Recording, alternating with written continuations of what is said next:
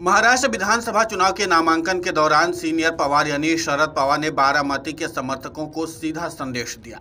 भतीजे अजित पवार के खिलाफ एनसीपी एसपी के उम्मीदवार योगेंद्र के नामांकन के दौरान शरद पवार ने न सिर्फ तहसील कार्यालय में मौजूद रहे बल्कि अपने पोते को पैतृक गांव अमराई भी ले गए। नामांकन के दौरान चाचा अजित पवार और भतीजे योगेंद्र पवार आमने सामने आने से बचते रहे। दोनों ने अलग अलग नामांकन किया। बारामती में चाचा और भतीजे की चुनावी लड़ाई काफी ज्यादा दिलचस्प हो गई है।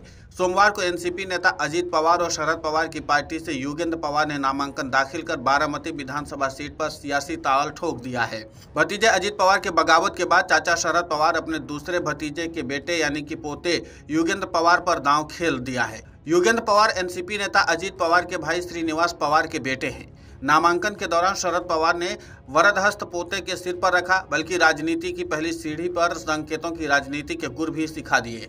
नामांकन के पहले दिन योगेंद्र पवार को पैतृक गांव अमराई ले गए। 1967 में शरद पवार ने भी पहली बार नामांकन करने से पहले अमराई की यात्रा की थी। इसके अलावा खुद कुनबे के साथ तहसील कार्यालय पहुंचे, जहां योगेंद्र ने नामांकन प्रक्रिया पूरी की। योगेंद्र के साथ साथ दादा शरद पवार के अलावा उनके पिता श्रीनिवास पवार, मां शर्मिला पवार और बुआ सुप्रिया सुले भी मौजूद रहीं। इस तरह शरद पवार ने बारामती के वोटरों को सीधा संदेश दिया कि इस चुनाव में पवार फैमिली के कैंडिडेट अजित नहीं योगेंद्र पवार हैं। इस मौके पर योगेंद्र पवार ने कहा कि उनके लिए यह महत्वपूर्ण नहीं है कि सामने कौन चुनाव लड़ रहा है, उनके लिए जरूरी है कि कौन समर्थन दे रहा है। दादा शरद पवार का आशीर्वाद उनके साथ है। दूसरी ओर अजित पवार ने भी नामांकन दाखिल करने से पहले शक्ति प्रदर्शन किया। उन्होंने बारामती में समर्थकों के साथ रैली निकाली।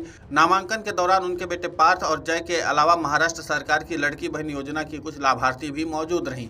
नामांकन के बाद अजित पवार ने शरद पवार को निशाने पर लेते हुए कहा कि उन्होंने भतीजे को चुनाव में उतारकर बहुत बड़ी सियासी गलती की है। सुप्रिया सुले के खिलाफ उम्मीदवार खड़ा करना मेरी बड़ी गलती थी। अब वे मेरे खिलाफ एक पारिवारिक सदस्य को चुनावी मैदान में उतारकर गलती दोहरा रहे हैं। योगेंद्र पवार ने कहा है कि उनके पास शरद पवार का आशीर्वाद है। योगेंद्र ने यह भी कहा कि जब अजित पवार पहली बार जीते थे तब उनके साथ शरद पवार का ही आशीर्वाद था। महाराष्ट्र में विधानसभा चुनाव में 3 हफ्ते से भी कम समय रह गया है। ऐसे में राज्य की सियासी गर्मी अपने उफान पर है। बारामती फिर से एक बार राज्य की चर्चित सीट बन चुकी है, जहां पर चाचा भतीजे एक दूसरे के आमने सामने हैं। वहीं पूर्व भाजपा सांसद ने भी बगावती तेवर दिखाकर भाजपा की टेंशन बढ़ा दी है।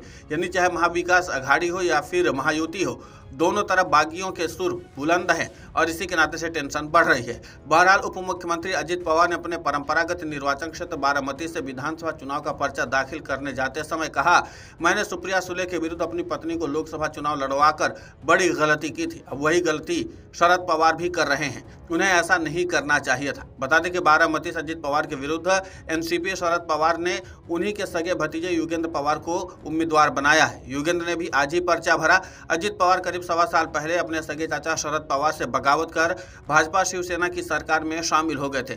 उनके साथ शरद पवार की एनसीपी के 40 विधायक भी अजित गुट में शामिल हो गए थे। बाद में एनसीपी के दोनों गुटों के बीच केंद्रीय चुनाव आयोग एवं सर्वोच्च न्यायालय में चले वाद में अजित गुट को ही असली एनसीपी का दर्जा और चुनाव चिन्ह घड़ी भी मिल गया।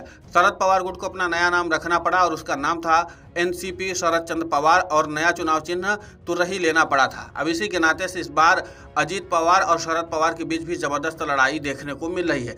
एक तरफ अजित पवार इस तरफ का संदेश देना चाहते हैं कि वो अपने नए तरह की राजनीति में काम करना चाहते हैं, तो दूसरी तरफ शरद पवार ने पूरे परिवार को इकट्ठा करके बता दिया कि असली पवार फैमिली है कौन, और इसी के नाते से लड़ाई और भी ज्यादा दिलचस्प होती चली जा रही है। ऐसे में देखना दिलचस्प होगा कि इस बार बारामती की जनता किस पर भरोसा जताती है। वैसे बारामती की जनता ने लोकसभा चुनाव में सुप्रिया सुले को चुनावी जीत दिला करके बता दिया था कि बारामती की जनता अजित पवार पर नहीं बल्कि शरद पवार पर भरोसा करती है। तो क्या इस बार ये मान लिया जाए कि जो योगेंद्र पवार हो एक बार फिर से पवार फैमिली के करीब होने के नाते से उनको सियासी लाभ मिलने जा रहा है और अजित पवार को बारामती से हार का सामना करना पड़ सकता है? ये अपने आप में दिलचस्प बात होगी, लेकिन फैसला तो बारामती की जनता को करना है, तो वोटिंग के बाद तो पता चल ही जाएगा। Video desk amarujala.com।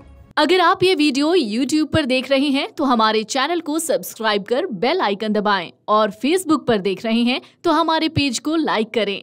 8 million plus subscriber, आपके इस भरोसे के लिए बहुत धन्यवाद।